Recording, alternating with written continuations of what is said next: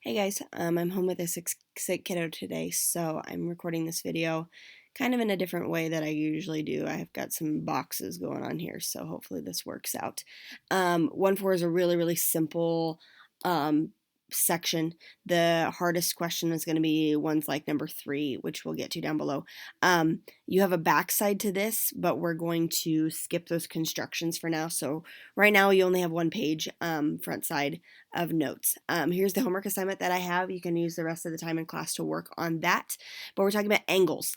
Oh, by the way, before I move on, 1-4 is halfway through the chapter. So tomorrow, make sure you have all your notes ready to go because we'll have a mid-chapter quiz. Okay. So mid-chapter quiz tomorrow. 1-4 is angle measures, and every angle that we have 3 points that are creating that angle. X is called the vertex of the angle, and then you'll have 2 sides that connect that vertex. So this is side XY, and when we are naming a side, we always start with the vertex when we're naming it. So this is side XY and side XZ. Okay, start with the X or start with the vertex when you're naming him. Vertex is the angle that they come together at. All right. So example 1, they're just asking us questions about this parking lot, auditorium, library, office information. There are a couple ways to name an angle. So if you're looking at like this angle right here, this is angle ABC or excuse me, ABD or DBA is what that angle's name is, or you can call that angle 1 because they do have a little 1 in there, and we'll kind of get to that. So name all angles that have B as a vertex, okay? So B is this vertex right here, and we could either call that angle 1 here, and if you look on this side, angle 2 also has that B as a vertex. So we could say, let me make this box a little bigger. We could say angle 1 and angle 2. Instead of calling that angle 1, though, we could call it ABD. So that's another way of naming him. On your homework assignment, you will not have to give all of these names, but I'm just kind of showing you. ABD is another way of saying angle 1. Another way of saying angle 2 would be like DBC, or you could even say DBK or DBL. Any of those are on that straight line, but you want to make sure that when you're naming an angle with 3 letters, you have the vertex as the middle letter. Okay, so like B is the vertex, B has to be the middle letter. So I'm going to call this one like DBC, and dot, dot, dot. We could keep going on forever with all of those combinations, okay? There's a bunch of combinations, but there's really only 2 angles that involve angle B as the vertex, okay? Part B says, name the sides of angle 3. Angle 3 is talking about this little angle right here that has C as the vertex, this little guy right here. So we start naming the sides using the vertex. So CB is the name of this left side over here. You could also call it CA if you want to. So we'll call it CB for right now.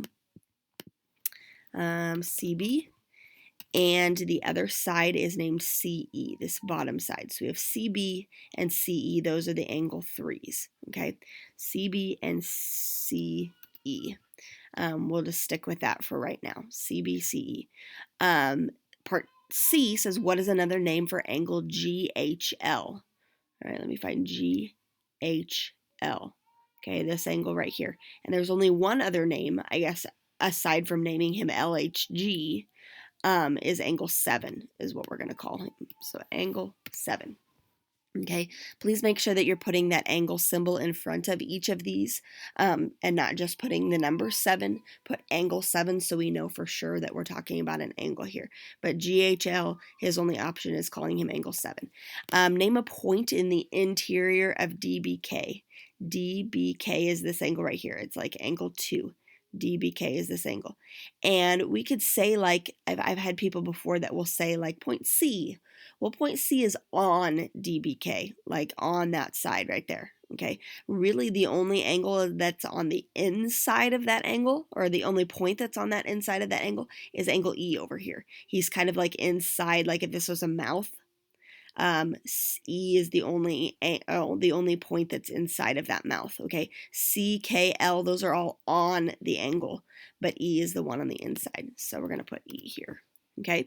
Next thing is classifying angles. So we have a 90-degree angle is a right angle, an acute angle is anything less than 90 degrees, and an obtuse angle is anything greater than 90 degrees. Okay.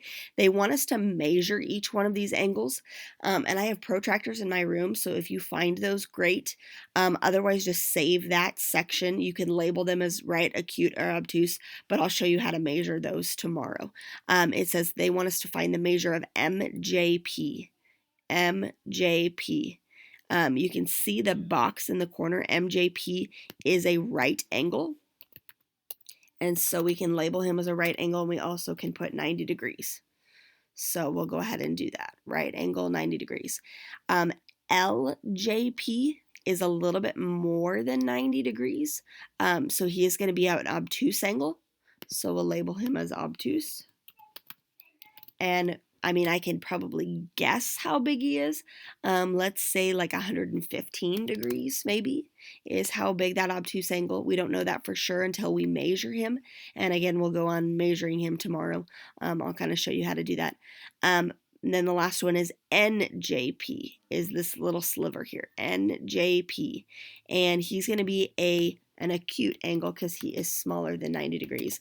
And we don't know how small he is until we measure, but I'm going to guess like maybe 30 degrees because he's pretty small. 45 degrees would be exactly in the middle here of this right angle. So he's less than that. So I'm going to say he's maybe about 30 degrees, something like that. Okay. We don't know that until we actually measure. All right, this last one.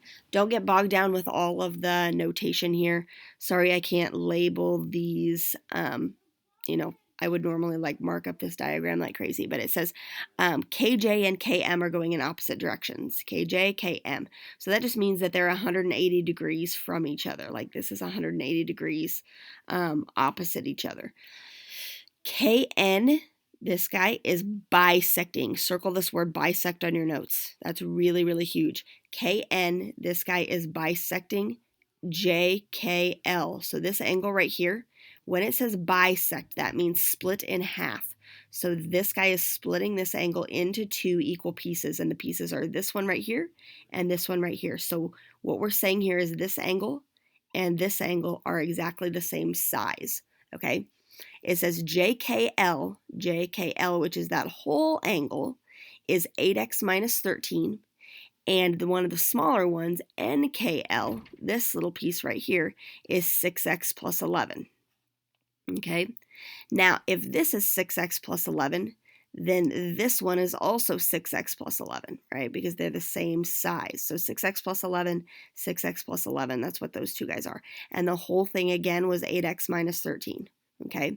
So I'm just going to write that inequality out. We have 6x plus 11 plus another 6x plus 11 has to be equal to the 8x minus 13. And let's see. Yeah. Okay, so again, I'm going to go through that. This guy's 6x plus 11, so this one has to also be 6x plus 11 because this is a bisector, and then the whole thing is 8x minus 13, okay, just so that we're clear. All right, then we're going to solve some things. So in my next step, I'm going to add that stuff together. So this would be 12x plus 22. If we add the 11s and the 6s, equals 8x minus 13. Okay, then I'm going to subtract the 8 over here. We're going to end up with a negative number. I think we have a typo in here somewhere. But it doesn't really matter. Whatever. I think this 11 is supposed to be a minus 11. Can I go ahead and change that? I'm going to change that. I'm going to change this minus 11. So change this to minus 11 on your thing. Otherwise, we're going to have a negative number here. So this would be minus 22. Okay, change that really quick for me. All right, so I'm going to subtract the 8x over here, which is going to give me 4x. And I'm going to add the 22 over. And adding 22 to 13, that's going to give me like 9. 4x equals 9. And then we would end up dividing the x over. Or no, excuse me, dividing the 4 over. Let me check that, make sure that's right. Yep. Dividing by 4, we would end up with x is equal to, let's see, 9 divided by 4 is 2 1/4, so 2.25 is what x would be, okay? And then JKN, they want us to find JKN, so we would plug that back into JKL. No, excuse me. We would plug it back into NKL, this guy right here, because they are the same.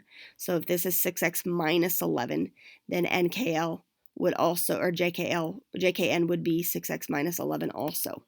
So I'm going to do 6 times 2.25 minus 11. 6 times 2.25 would be 15. No. 12 plus, I don't know, a fourth of 6. So like 13.5. I don't know. I can't do math right now. Figure that out and figure out what JKN is. So all you're doing is just plugging back in. Okay. So solve the angle. Put the things in the relationship that they are. We said those two things, said those things were equal. We added them together and said that they were equal to the total. Okay. That is all I have. The homework assignment again is page 41, 12 through 44, the evens. Work on that with the time remaining, and I will hopefully be back tomorrow.